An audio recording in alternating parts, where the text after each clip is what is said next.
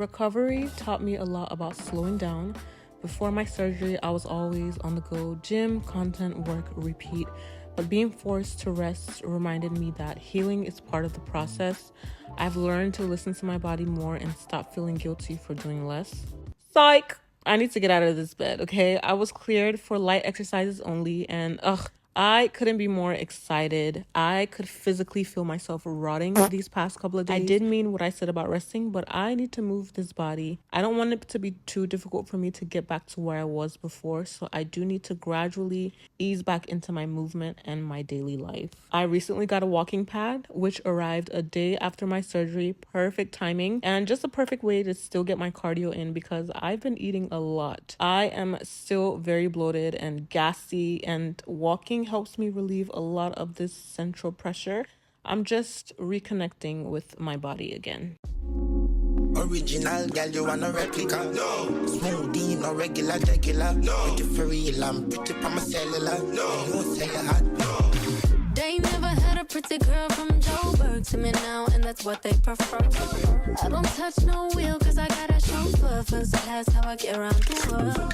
Just miss me with the drama, unless you come in with the comments. Oh, DJ turn the sound up, cause we about to pour the wrongs up. Jump, jump, jump, jump, jump, jump, jump. Oh, you know what up to make it jump, jump, jump. Jump, jump, jump, jump, fuck it up, up. You know what up to make it jump, jump, jump, jump, jump, jump, jump. Oh, you know what up to make it jump, jump, jump. Jump, jump, jump, jump, fuck it up, up. You know what up to make it. Only gotta make a call and I'm here. Don't know wanna know your vibe, oh yeah. Listen to me, I put some carrots in your hair. Make a stick up, I want to put it in the ring. Wanna give D, I serve it like a dealer. You been out there, I'm digging in the middle.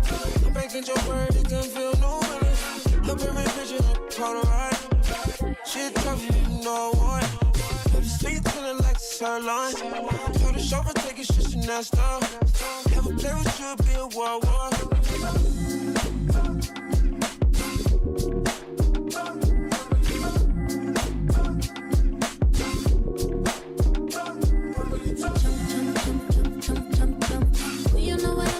Jump, jump, jump, jump, jump, jump, jump, fuck it up, up. You know I love to make it jump, jump, jump, jump, jump, jump, jump. You know I love to make it jump, jump, jump, jump, jump, jump, jump, fuck it up, up. You know I love to make it. They never had a pretty girl from Joburg to me now, and that's what they prefer. I don't touch no wheel cause I got a chauffeur. First class, how I get around the world. Just miss me with the drama, unless you got me with the comments. Oh, DJ turn the sound up, cause we about to pour the wrongs up. Jump, jump, jump, jump, jump, jump, jump.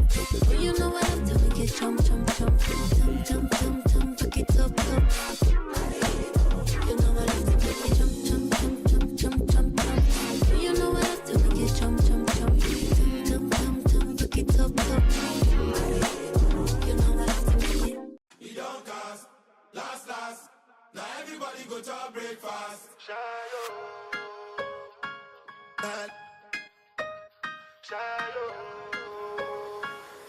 Carry on! Run it! Go bow for the result, though. Nothing to discuss, cause if they win by default and without any doubt, though. I'm me, I be a doubt, though. I no go feed the insult, though. On my mind is you be talk, though. I put my life into my job and I know I'm in trouble. She manipulate my love, oh. I know holy, and I know that they boast. Like the Baba Frayo, my ayo, don't cry, yo.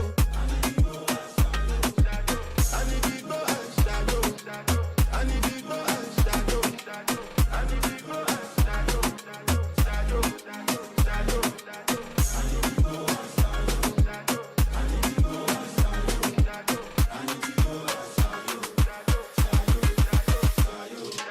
I did what I got and then kill Soboma. I did got to buy moto with Toyota Corolla. My feelings been this swing like Django Lover. Feelings been this swing like Django Lover. Now you crash your Ferrari for Leggy Bona. Now so much you make it have been all over. My feelings today swing like Django Lover. Feelings today swing like Timbani at you. I'm a white dog in Felisu. Maybe another time, maybe another life. You will be my wife and we'll get it. it right. You don't fast, last. Now everybody go to breakfast. Have to say bye yo, to the love of my life, my ayo. Don't cry yo, I need the boy and shy yo. I need the boy and shy yo. I need the boy and shy yo. I need the boy and shy yo. I need the boy and shy yo. I need the boy and shy yo. I need the boy and shy yo.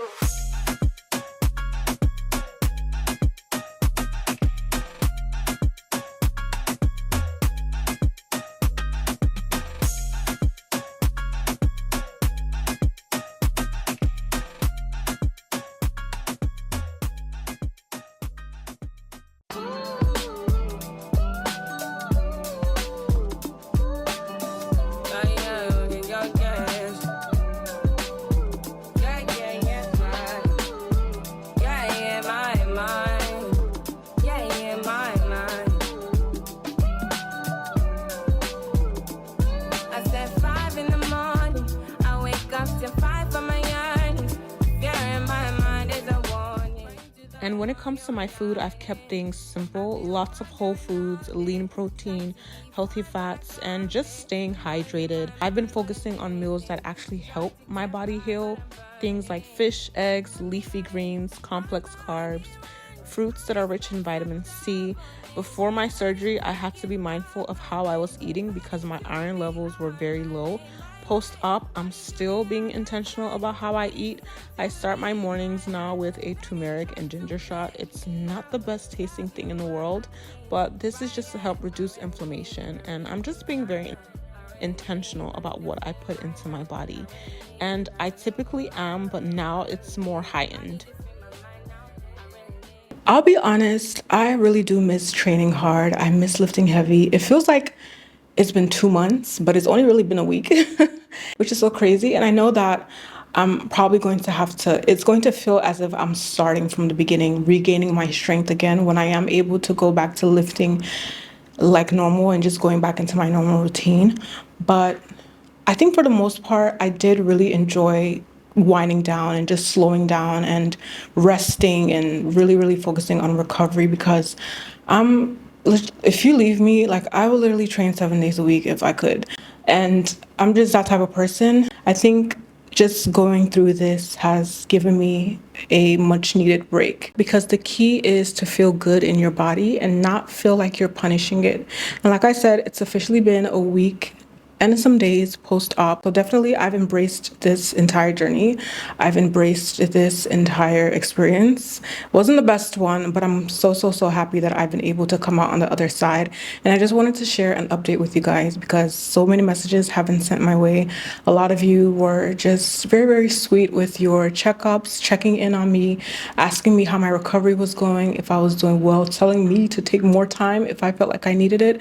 But unfortunately, I cannot take too much time off. I still have to show up. I still have to do the work. And I'm doing great. I'm not pushing my body beyond what I know that I can. I'm literally like, I'm not even training, to be honest, that much. I think today was actually like day one of me probably doing anything in the gym that's structured. So yeah, this is where I'm at. I'm taking it a day at a time. Of course, I'm healing. I'm moving gently and I'm staying graceful for how far I've come. So of course, I got a lot of questions about my experience, my procedure, and I answered some of them in my last video, just narrating everything that I went through.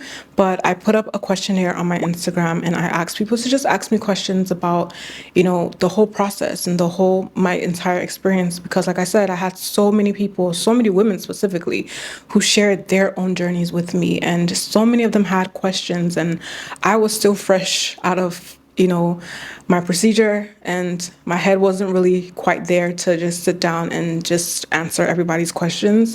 So I'm going to answer a few of the ones that I did get. And also, I wanted to answer these questions because it's also part of educating people because there's a lot of misconceptions and there's a lot of stigma when it comes to women's health, and which is so absurd because I've noticed a pattern that when it comes to women's health and just anything concerning women in general, it's always stigmatized. So a lot of women don't feel comfortable speaking out about certain things that impact them, even though it's so normal and it's so common to go through these experiences and to have these conditions that just happen and affect us naturally, because so many people are so unaware about it and there's so much stigma around it.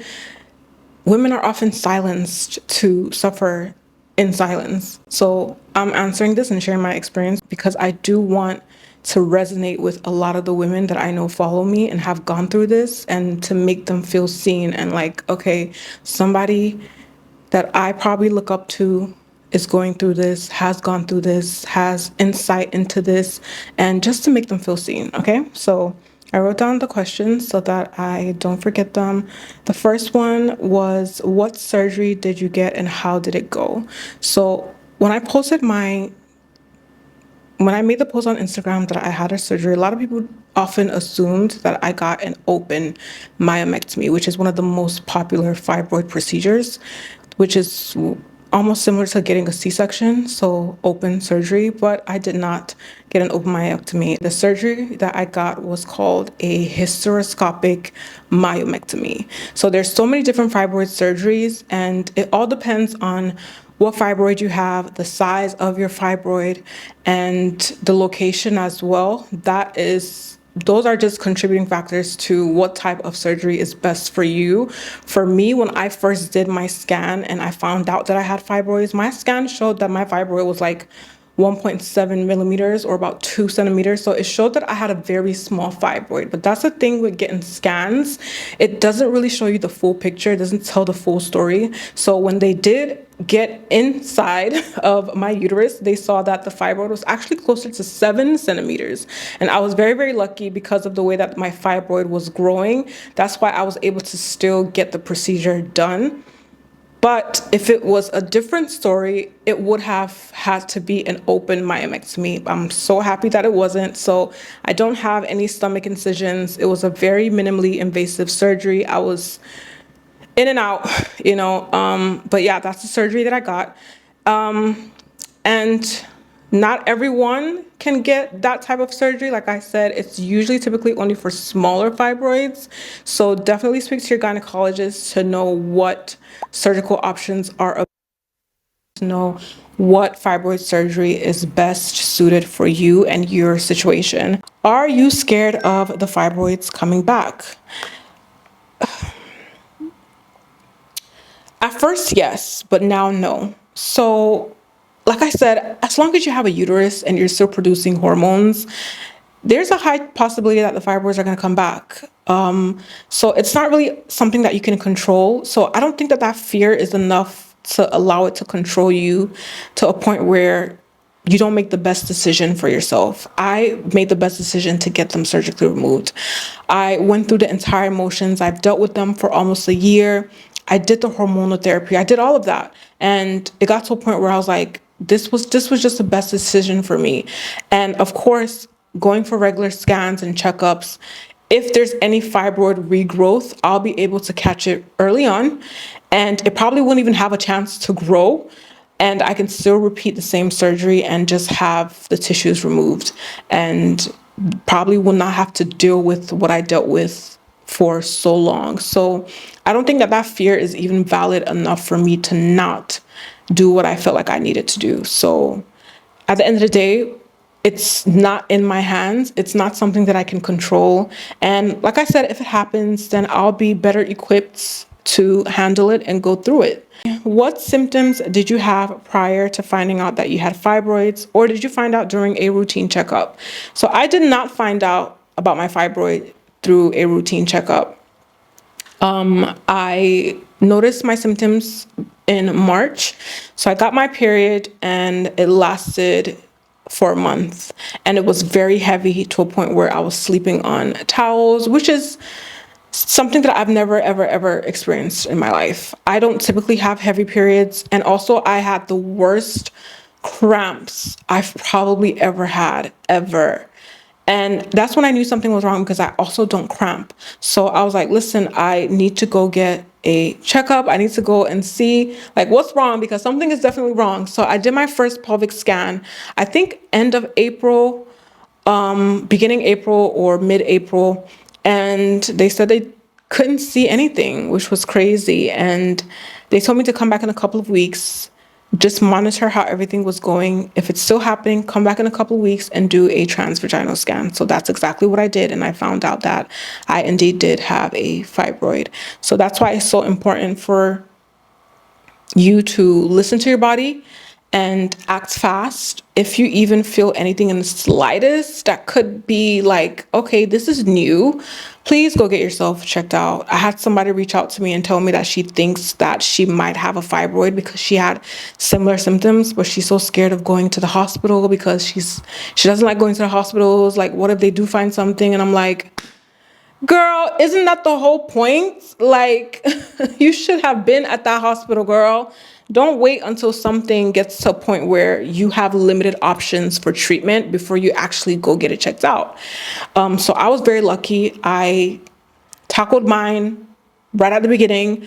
That's why I was even able to have the surgery that I had, because my fibroid was still kind of small. It turned out a little bit bigger, but if it was something that I left too long, then I definitely would have gotten an open surgery, and I probably would have even had multiple fibroids at that time. So please get yourself checked out early on. Next question, are fibroids hereditary? Yes, they are. Fibroids are also based on our genetics. So if you have someone in your family, whether it's your mom, your auntie, your grandmother, somebody in your family who have a history of fibroids, then you are 3 times more likely to have it. In my case, my aunt did have fibroids. She had fibroid surgery. I think I was about 15, 16 at the time. Didn't know what they were. All I remember was seeing, like, she brought pictures of all the fibroids that they had removed. And I was like, what the hell is this? But yeah, so my aunt had them. And that probably made me predisposed to having them. But of course, other factors, like I said, hormones, your lifestyle, etc. So yeah, next question. I am struggling with what to eat and what not to eat. Please help. I had my surgery in August. Okay, so just to answer your question specifically, I'm going to put up a list of foods. These are things that I also researched and I found out myself. However, in the same breath, I feel like a lot of people dwell a little bit too much on the diet aspects. And I'm not saying that your diet isn't important, but like I said, the biggest key to fibroid growth are your hormones, estrogen. So as long as you still have your uterus, then you have a chance. There's a likelihood of having fibroids. And as someone who is a fitness trainer, I've been in the fitness business for almost a decade. I eat relatively healthy. I have to, okay? In order for me to maintain my physique, to maintain my fitness, a lot of the foods that they say don't eat for fibroid growth, I wasn't eating anyway. I don't drink alcohol. I rarely drink sugary beverages. I eat my vegetables. So I was basically doing everything right, right? Like, if going by the book, I was doing everything right, but I still ended up here. So it's like, at the end of the day, you can't really dwell too much on one thing. I think everything works hand in hand. So even if you are attempting to make a lifestyle change, please, please, and please still go for your regular checkups and go for your regular scans. And don't ever think that, oh, it can never be me because I stopped eating red meat. You know what I mean? Were you worried when you found out that you needed surgery? So for my situation, surgery wasn't something that was recommended to me right away. Going by my scan initially, it was still a small fibroid. So I was recommended hormonal therapy. And if I exhausted all of my options, then surgery was going to be like the last thing. But I never really thought I was going to need surgery because I put so much faith in hormonal therapy. So I did the IUDs, I got the depot shots, I was placed on birth control. Like, I went through all of this for 8 months and nothing worked. And it got to a point where I was like, yeah, I'm going to get the surgery done because nothing was working. And when I had decided to get my surgery, I literally decided 2 weeks before the surgery to get the surgery. I had an IUD in. This is my second IUD. The first one fell out. The second one fell out as well. And I was like, I'm getting the surgery. And I think at that point, I was just relieved. Like I was very happy and excited because my readiness and my excitement to get this fibroid out of me outweighed any type of fear that I had. And also the surgery that I was going to get was minimally invasive. So I wasn't going to be cut open. I wasn't going to have any abdominal scars. It was a quick outpatient surgery. And I was like, listen, I'm a boss. I'll get through it. Of course, I was nervous during the surgery. You can see my face. I was worried. I was thinking about my life. But that's a natural thing to go through. I've never had surgery before, so I didn't know what to expect. But it's the best decision that I made. Like I said, nothing has given me this much relief and has taken away my anxiety this much. So definitely made the best decision. Please, what was the sizes of the fibroid? So I only had one fibroid, which I was so happy and thankful for. I didn't have baby fibroids. So it was just one, and it was almost 7 centimeters. So it was literally almost the size of my uterus. Did you have a myomectomy or a laparoscopic surgery? I had a hysteroscopic surgery. So there's so many different surgeries for fibroid removal. I think a laparoscopy, if I'm pronouncing that right, is when there's incisions made on the outside of, like, on your stomach, but it's like smaller incisions. They still use a camera to see the fibroids, but I think this one is like if you have multiple. But yeah, no, I had a hysteroscopy. Last question, how did you feel after the pains?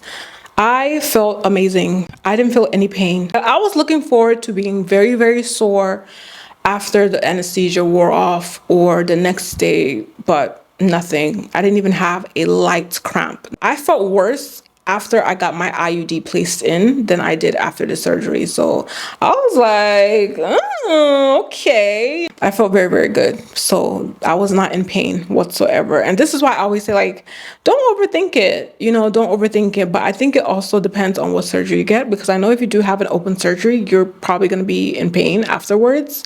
But I wasn't in any pain. So I guess I'm just a very, very lucky girl. And yeah, that is it for the video.